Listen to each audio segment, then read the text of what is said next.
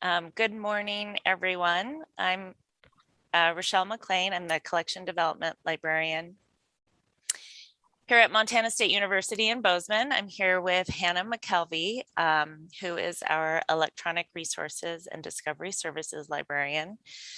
We want to point out on the slide there, it says 6:30 a.m. So we're doing the best we can. I am a little sleepy, I gotta admit it. So today's talk, our talk is called Our Work Impacts Your Work, Outreach Strategies to Promote Invisible Library Operations. As I get us going, Hannah is going to drop a link to a copy of the slides in the chat, should anyone want to follow along. And just note that the very last slide is a list of links to the references and resources that we've used for our work, and then and resources that we'll talk about that might be of further interest to you. So we may not get to that slide in the presentation, but it's there. So our talk this morning is a presentation on why we think collection development focused outreach matters and some of the work that we're starting to do in this area. Oops, my thing is not, here we go. Okay, so our, I'm going to start out by doing just an introduction on the work that we've been doing and talk about the inspiration behind why we're doing the work. Hannah is going to go over some specific details on the project that we started doing. We just launched it in September. Then she's going to talk about ways in which we've reached our audience, some of the collaborations we're doing, how we're getting in touch with faculty, and some statistics that have come out of the workshops that we started. And then I'll wrap it up by talking about some of the challenges that we faced once we launched our little workshop series and some of our ideas and for our next steps. So to begin with, I think the biggest inspiration that happened for us was back in March of 2021 at the ERNL conference. Hannah and I separately went to a discussion put on by the Vanderbilt University librarians called Building Trust Through Transparency, Faculty Perceptions of Library Collection Spending. Some of you may have seen this also. So each of us saw this, and then we got together afterward and we were both like, wow, this was great. This is something that we can do here on our campus. It was very inspiring. And so their session provided, they did an overview of a workshop series also that they held for their faculty and their university administration on the topic of library collection decisions, and all of their workshops were in regards to that. Hannah and I have always had an interest in outreach. I think from the moment we started working together, we even wrote and published an article on it called Out of the Box Library Marketing, Examining Third-Party Materials that Promote Electronic Resources. And so in that article, we wanted to examine all of those resources that vendors and publishers provide, either directly from them or at their websites.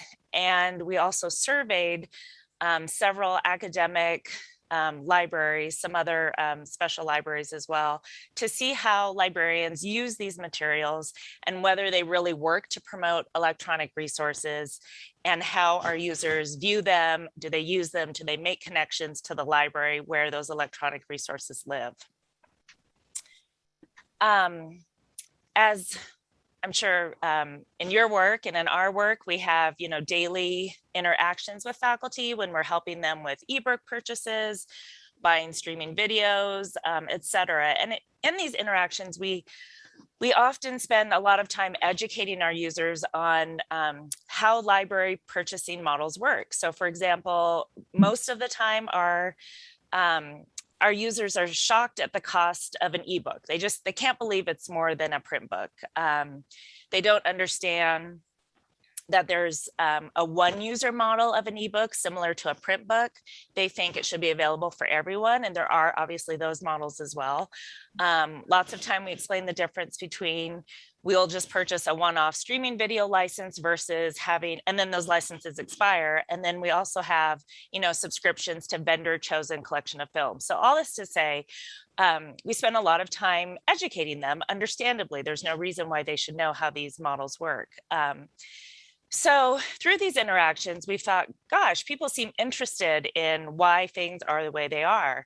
And then towards the end of spring semester, I think it was this year, I actually had a faculty member come right out and say, you guys should present or do a workshop or some sort of presentation where you talk about these sorts of things, about the collections budget. Continuing on, we also have regular all staff library meetings here, and our dean loves when staff presents at our meetings. So Hannah and I have done that several times throughout the last year plus or so, where we just come into a meeting, spend 5 or 10 minutes talking about some work that we're doing. We've created a page on resource updates where we list new subscriptions, canceled subscriptions, so subscriptions we're reviewing for cancellation possibly. We have a page that talks about troubleshooting, common access issues. And so things like that, where we just come in and remind, especially our public services department, about some of the resources available to them. And every time we've done that, we get really positive feedback from them, especially, like I said, from the public services department, who can then go on and share that information with our patrons, because we don't have those regular interactions with patrons, and we rely on them a lot to do that. So in getting ready to launch this series, we started out at the beginning of the summer by meeting with our dean and our associate dean to run the idea of this workshop series by them. And they were 100% supportive. And then out of that discussion, our associate dean suggested that we partner with our campus Center for Faculty Excellence. They have a bi-weekly email they send out with workshops that they're doing. They seem to have a really good reach around campus. Hannah's going to provide even more details about that collaboration in a few minutes. And then our associate dean also suggested that maybe we consider putting together a condensed version of a presentation for our MSU Friends of the Library Board. So all that to say, one of the goals for us has been to seek out advocates from across campus, so that should we ever, one example is face a true financial catastrophe where we're asked to cut our budget drastically, which thank goodness we haven't. However, we have had a flat budget for the last 5 years. So that's been pretty dicey. We just want to, get people on our side. We want faculty to know what it is we're doing and have an understanding about, how and why we're making purchasing decisions. I'm going to hand it over to Hannah now. Cool. So in this next section, I'm going to go ahead and go over what our workshop series has shaped up to look like. So, next slide, please. So we've titled our workshop series, the MSU Library Revealed, a learning series for MSU faculty. And our idea for this workshop series is that it would include sessions that would build on one another, but that do not necessarily have to be watched or attended in a particular order to take away something from each of them. We wanted our sessions to really offer insights on how we spend our collections budget, how we make decisions around collections, and so on. So as Rachelle mentioned, we met with our dean and our associate dean to share our idea. And after they were like, yeah, we think this is a good idea, it would be helpful, we began planning the workshop series in early summer 2020. And we wanted it to take place this fall. So we're still in the midst of this, and then into spring 2022, we have a couple of workshops scheduled. So from our planning, we ended up with 6 workshops that are going to be offered by library employees from various library departments. And because our goal is to create a portal where these sessions can be accessed at any time, we decided that each session will be offered twice, once in person and once virtually, so that we can record the virtual session. We also thought, we're still in the middle of this this crazy time, but we thought that, maybe some people were tired of virtual, so they'd be more likely to come in person, or those who do not want to attend in person would still attend virtually. So we wanted to have those options out there. And then lastly, as we were deciding on content and timing, we're also really thinking about how we would promote these workshops, and then who we get to collaborate with us. And I'm going to touch on how we brought in those collaborators in just a moment. Next slide, please. So ultimately, we have 5 goals that we hope to achieve through this workshop series. We really want to be transparent about our work and about how users get access to library resources. We want to engage faculty around their use of resources, right? Because we need their engagement to help us do their work.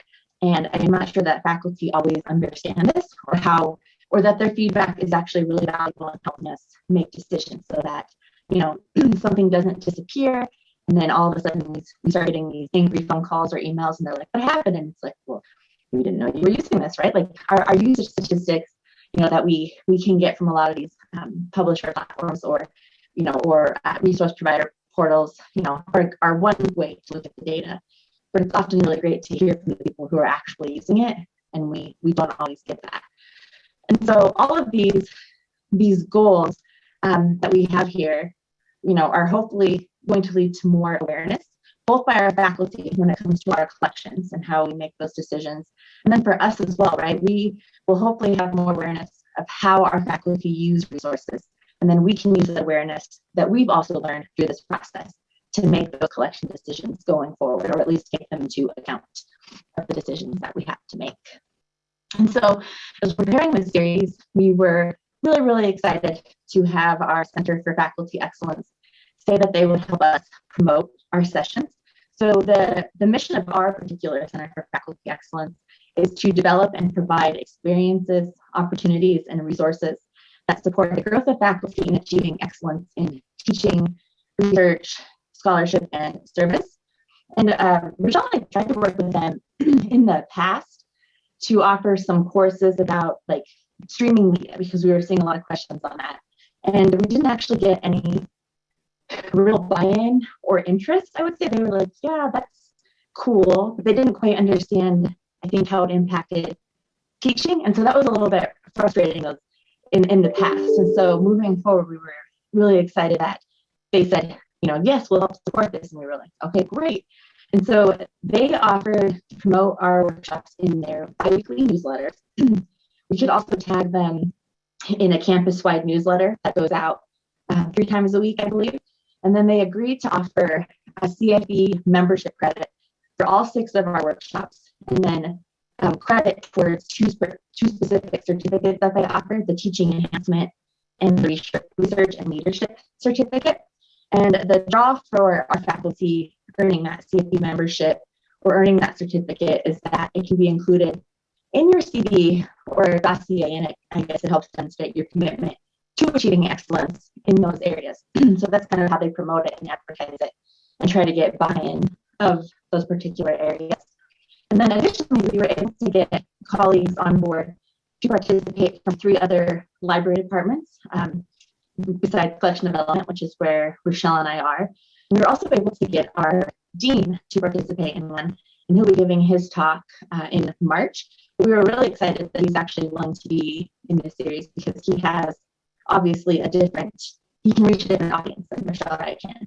And so that's really great. And we're also excited for our other colleagues who said, yeah, this is great. We'd love to help out. So, next slide, please.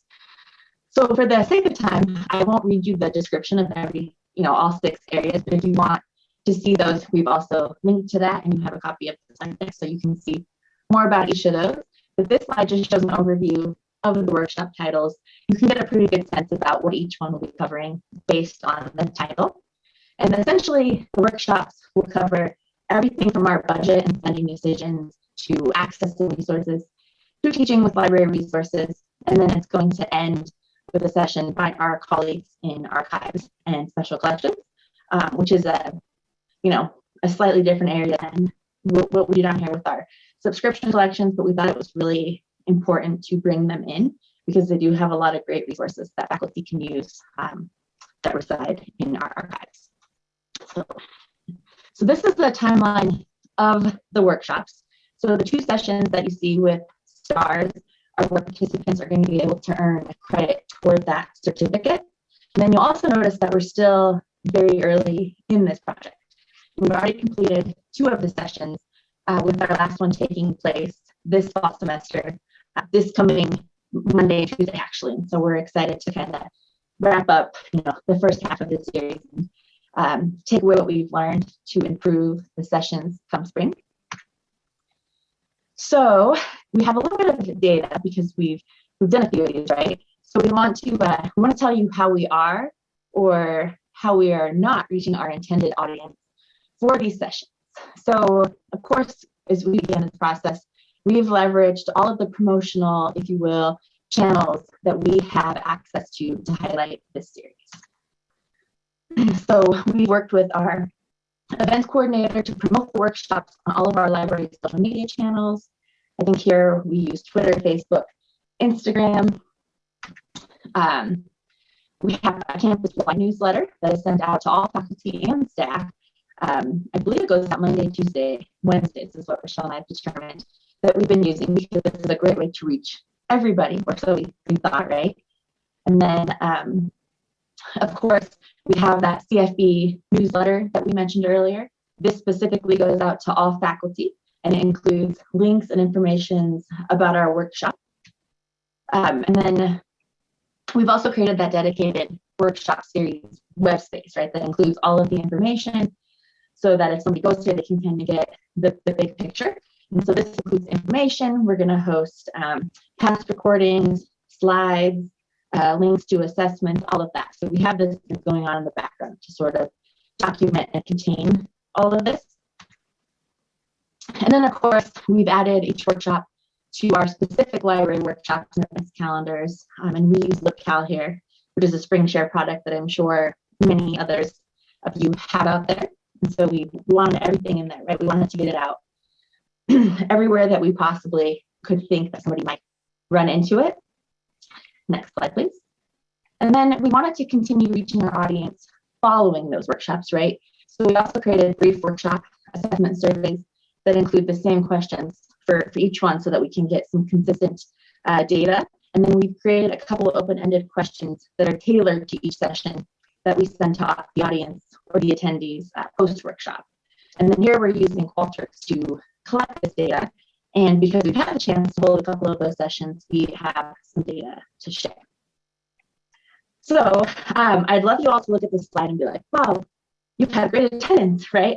But what I can tell you is that Rachelle and I have been mildly disappointed because we've had all this interest generated. We've done all this outreach. We've had great buy-in from the library. However, we've only had 8 unique attendees come to these workshops in total.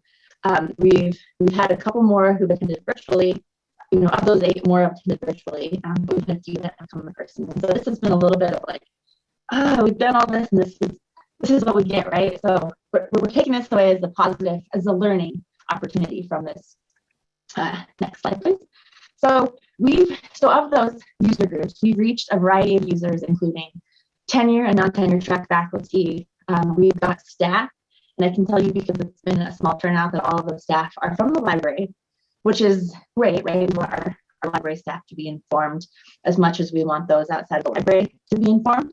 And then we've also had a community member come to the how to access library resources. That was a surprise for us, but it was a really good one. She was very engaged and very excited that as a community member, she could come to our library and use all of the great things we have. Next slide, please. So of those attendees, we've had half of them from the library, but we've also reached attendees from different departments, English, Native American Studies, business, and then of course our community members. And so even though, I guess we're looking at this as even though we haven't had, a massive turnout, that as we're seeing these ideas and this information, that those people will take it back to their departments, and maybe we won't get their colleagues to come to the workshops, but they'll help spread the information, right? And that's also a goal, is to get the information out there to those who they can help disseminate it. So next slide, please.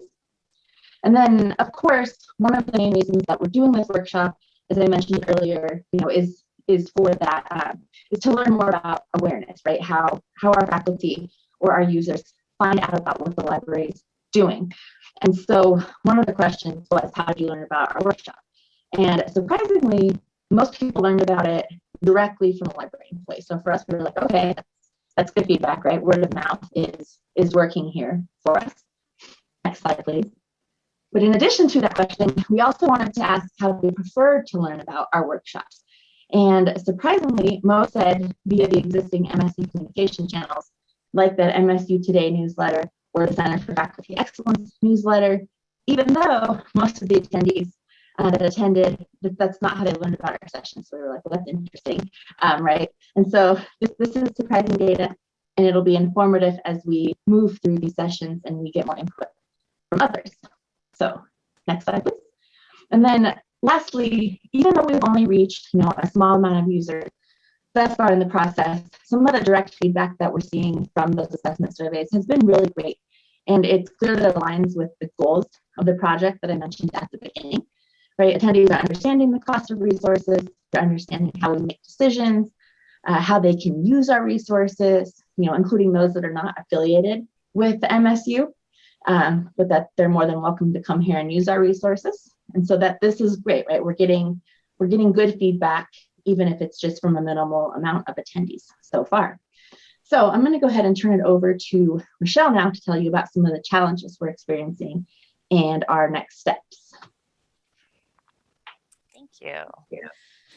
Okay, so Hannah alluded to some of the challenges that we've faced as far as attendance goes, but in our debriefs that she and I have had together after our first two workshops, we were a little sad. We allowed ourselves to feel a little bit of sadness, but then and out of that, we learned, despite the fact that we did have so much buy-in and support and enthusiasm from our colleagues, which meant so much. That doesn't necessarily equal the success or equals the success that she and I had defined for ourselves. We've worked with publishers and vendors prior to the pandemic, hosting workshops here on campus for their products, and those have always had pretty good turnout.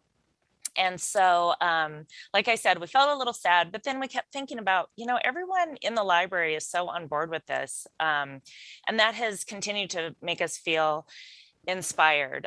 We definitely will not get the turnout that the Vanderbilt University librarians had. They said they had over 150 people attend all of their workshops. I'm sure we won't even get remotely close to that.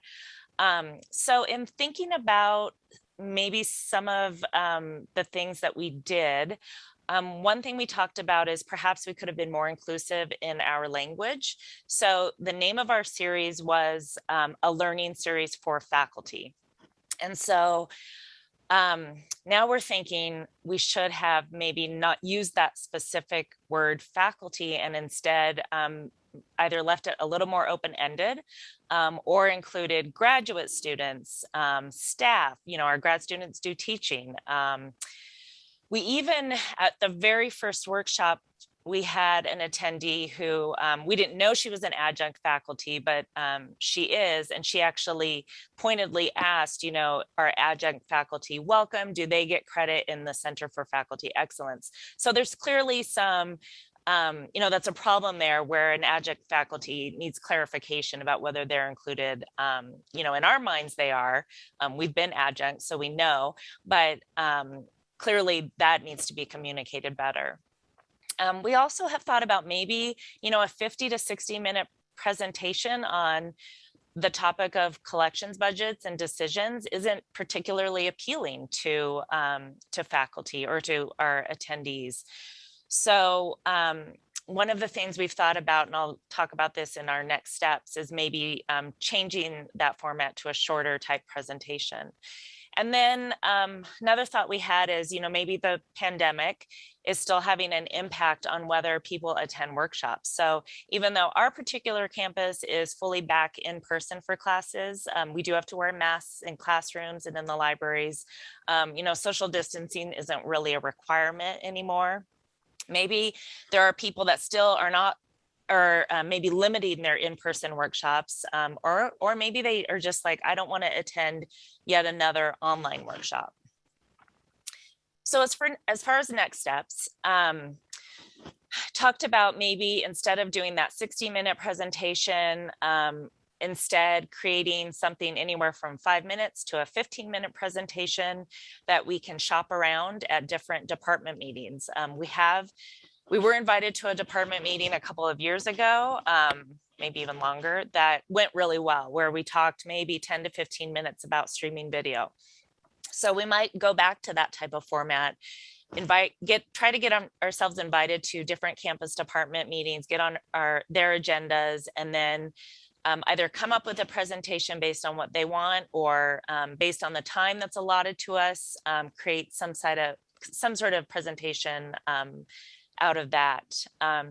Keep talking about that internal library feedback that's been so meaningful for us. I think that's really worked for us. That I would say is a success. So continuing to present our work to at our all staff meetings, even particularly going to our public library service department meeting and doing special presentations for them. Those have always been well received. And the point of all that is, we find that when we do that, those public services departments, who are made up of students and staff, there's quite a bit of turnover in that department too. They feel so empowered when we talk to them about, the work we're doing or decisions that are being made back here, knowing that they have a place to go to get answers and to refer patrons to has meant so much to them. And the importance of that is that, not only do they feel empowered to help our patrons, but then it sort of cuts down on having to refer people to Hannah or myself, and then forcing a patron to have to, either get a delay to the answer that they're asking, and also having to navigate yet one more person in the library. So that just avoids some confusion there. We'll continue to refer people back to our workshop series website, where those recordings will be and the slides of the workshops will live. And then, since we don't have, unfortunately, access to use those campus-wide email lists, we have ones that go out to just faculty or to just adjunct faculty, to grad students, et cetera. We came up with the idea of sending a targeted email to faculty and instructors that we regularly interact with. So we have a list of close to 100 faculty that everyone in the library regularly interacts with, because we got that data from another survey that we had sent out earlier this year. So this past Tuesday, in anticipation of next week's workshop, we did send that email out, inviting them personally to attend our workshop next week. And already we have 10 people signed up for the workshop. So that's already more than we've had for the first two. So we have 8 signed up for the online workshop and 2 for the in-person workshop. And then that 5th little step there, I did have an interaction earlier this summer where the dean asked me to come into his office. And I wasn't in trouble or anything, but it definitely felt like that. There was some miscommunications about a particular resource that we had canceled at the end of June. And I thought I had done a really good job of, getting communications out, working with Hannah and other folks in the library. But again, there was an issue and someone was confused. So at the end of this conversation with my dean, this isn't an exact quote, but he basically said, "Welcome to my world, Rachelle. You can never communicate enough." So that's really stuck with me, to remember that, like, you can just, continue to put out that information and don't feel like you're, overwhelming people. So really quickly, I just want to talk about some of the meetings that we're thinking about. We were able to, prior to the pandemic, we actually were on a faculty senate meeting agenda, and we were going to talk about, the high cost of journal packages, the big deal, all of that, in relation to our, stagnant collections budget. But unfortunately, that fell through. Again, our AD, who's so supportive, has tried to get us on a department heads meeting. That fell through. Our dean, however, more and more comes to us and says, hey, would you put together a couple of slides on this particular topic, say the budget or cost of journals or return on investment? And he'll take that info and then incorporate it with whatever he was already planning to talk about. And then he's able to go out to, again, those venues that he has access to that we don't. We did have some success. I mentioned our AD suggested we put together a brief presentation for our Friends of the MSU Library Board meeting. And so this past semester, I think it was a week before their meeting, he emailed us and said, are you guys available on a Thursday evening? And we were, so we did. We put together, I think it was a 10-minute presentation about, again, collections budget, rising costs of subscriptions, et cetera. And our presentation on their agenda fell under board education. Our board is incredibly supportive of the library. They do lots of, fundraising for us, et cetera. But they came right out and admitted in the meeting, they don't really know a lot about what we do here at the library, that day-to-day work. So that presentation was very well received by the board. I mentioned, Hannah and I had little debriefs about our workshops, et cetera. And one of the things that we talked about, I don't think it was just Hannah and I think there were other people in the meeting, was that, so much of the time we've mentioned a lot of the behind the scenes work that we do here in collection development and tech services, it just goes off so seamlessly, right? Like no one knows what's happening from the front of the house. And so we hear from people when they want to buy something, or if something's gone down, or if there's user technical difficulties that, anywhere there's access is prevented. And that's all part of our jobs. But again, I just want to reiterate, we were finding that people did seem interested when we explained to them how things work. We've actually there has been an employee in the library that's just come right out and said, nope, users don't care. They don't care how it works. They want access. They don't just give it to them, right? They don't need all that that behind the scenes explanation. And I guess I'm just not convinced that's true quite yet. I haven't given up. So one of our questions to ourselves is, should our invisible work remain just that? And now turn it over to you all. If you have, we'd love to hear in our last, I think, 7 minutes, what other libraries have done. Are you doing any work to kind of, educate your users about why things work the way they do? Thank you. Thanks, Rachelle. And we have just a couple comments and a question that I'll read out loud so that it's recorded. And in case anybody missed it, we had a comment from Sherry who said, yes, they're also having a hard time this fall getting people, faculty and students, to attend events, either in person or virtual. Folks are still overwhelmed by the seemingly never-ending pandemic. Giving it some time, trying again in spring or next year could help too. Charlotte notes that she really likes the idea of shorter sessions that can be brought to various department meetings. It's much less of a time commitment. And then we have a question that's asking, when we've been on the agendas of Senate or department meetings and that has fallen through, do you mean that you were bumped from the agenda?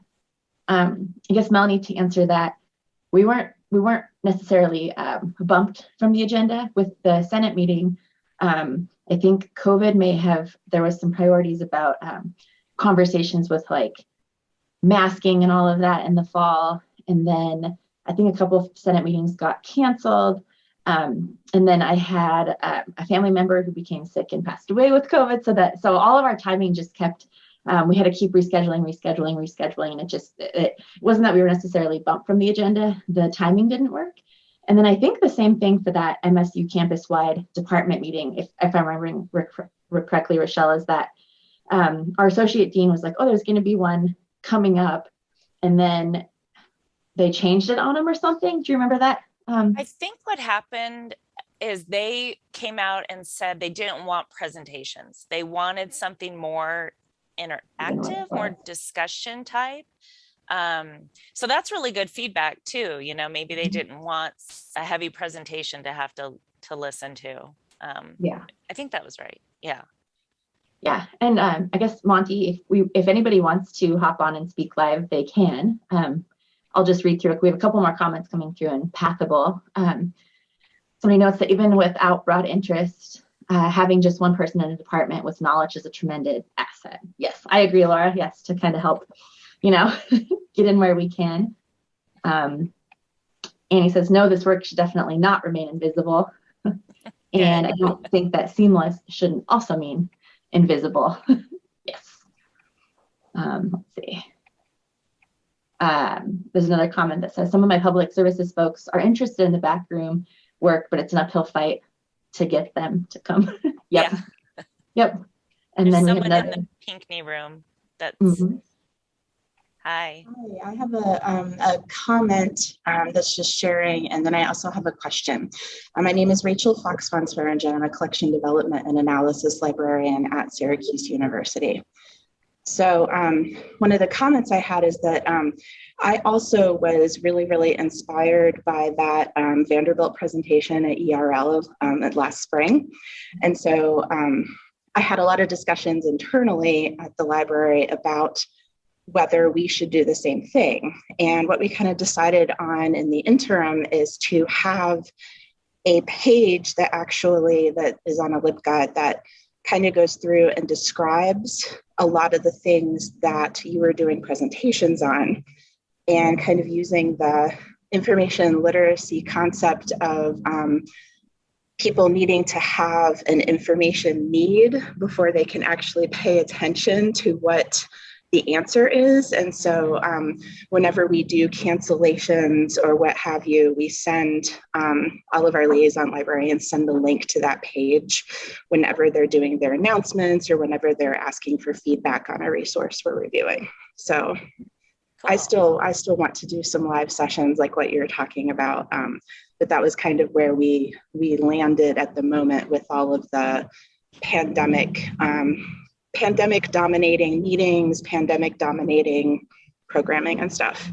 So my question for you guys and for anyone else that is attending is when you're dealing with who it is that's writing that information, or in you guys' case, who it is that's presenting, how did you make that decision internally? Because I know that the tendency at my university is that even if you're only speaking for like a 20-minute session, that we might want to have like 4 different people speak because of all of the different departments involved, versus like, does a high-level administrator talk to all of it, even though they might not be the one that are doing the hands-on work and be able to answer the detailed questions. So you can just comment on how you guys made the decisions on who was speaking. Yeah, we have we don't have a huge staff here. I think total we have I want to say maybe we're down to 52 employees total, so faculty and staff. And Rachelle and I have pretty good working relationships with a couple people over in our what we call our learning and research services, which is kind of our public service instruction side of the house. And so we actually targeted specific people in the departments who we thought were most likely to participate, especially in our archives. We know that there's out of, I want to say 6 of them, there's 2 that are really that would really be interested in doing this. And so what we did is we invited them all to an initial meeting to kind of present our idea and tell them what we were hoping that they would do, and kind of tie their work back to collection development. And then I guess we can identify them as the experts in each of those areas. And we told them they were more than welcome, because we didn't want to micromanage their sessions. We wanted to give them some ownership over this process as well. We opened the door and told them that they could invite some other speakers in if they had other people in their departments that they thought would partner with them or that they'd like to present with. Does that seem fair, Rachelle? Yep. Yep. Yeah, and we had, I think only one of the groups invited somebody, and our colleague next week is doing her session solo. We had some really interesting comments in a library all staff meeting a couple weeks ago. Somebody's like, well, I'm really interested in what's going on with this workshop series, and I want to know. So our dean's name is Kenning, and they were like, I want to know what Kenning's talking about. And he's actually talking about like how, library collections can advance like the research agenda of the university, because he's knowledgeable about that and he has interest in it. And, people were like, well, we want to give you input on how we think that the library does that. And he was open to that, right? And I'm not sure if anybody actually gave him feedback, but they were very concerned that, a couple of staff members were very concerned that they needed to give him input. And so we'll have to see if he actually received any, but yeah.